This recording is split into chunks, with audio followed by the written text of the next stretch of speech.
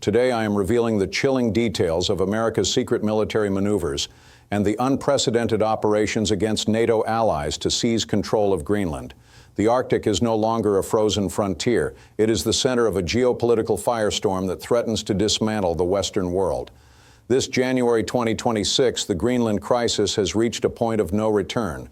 President Donald Trump, entering the second year of his second term, has moved beyond diplomatic requests. He has issued a final ultimatum to the Kingdom of Denmark: either agree to a complete and total purchase of Greenland or face the full might of American economic and military pressure. To the White House, this is not a real estate deal. It is a matter of survival. Trump has officially linked the annexation of Greenland to his $175 billion missile defense project, the Golden Dome. Washington argues that Greenland's unique geography is the keystone required to host space-based sensors and interceptors capable of neutralizing hypersonic threats from Russia and China. As Trump puts it, without Greenland, there is no Golden Dome, and without the dome, there is no America. But the response from Europe has been a historic line in the snow. Denmark, supported by the European Union and key NATO allies, has flatly rejected the proposal, calling it an act of New Age colonialism. On January 19th, the crisis turned military. Denmark launched Operation Arctic Endurance, a multinational mission to safeguard the island's sovereignty. Under the direct command of Major General Peter Harling Boysen, the chief of the Royal Danish Army, elite Danish combat units have landed at the logistical hub of Kangerlussuaq. In a stunning display of solidarity that has shocked Washington, France, Germany, the United Kingdom, Norway, and Sweden have joined the operation. French President Emmanuel Macron has led the charge, declaring that no amount of intimidation will force Europe to redraw its borders. French special forces and German reconnaissance teams are now stationed alongside Danish troops, creating a human tripwire against any potential U.S. move. The Pentagon has not stayed idle. While the U.S. insists its activities are coordinated, the scale of mobilization tells a different story.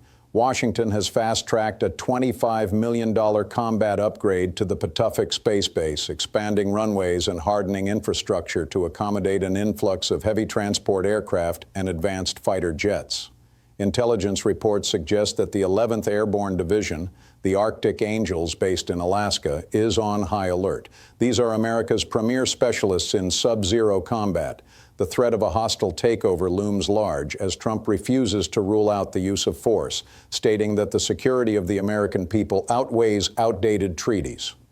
For the first time since its founding in 1949, NATO is facing the terrifying possibility of a military clash between its own member states. The battlefield is not just the icy tundra, it is the global economy.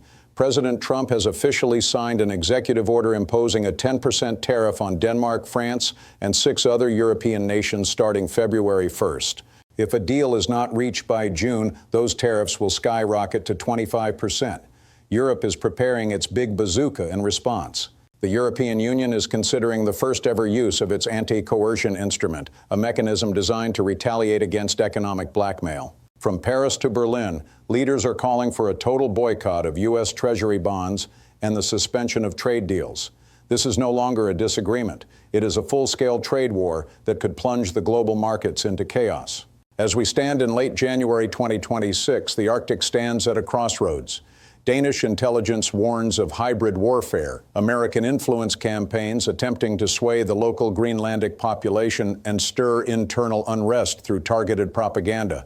Is this the masterstroke of a new American expansionism, or the beginning of a catastrophic rupture that will destroy the transatlantic alliance forever?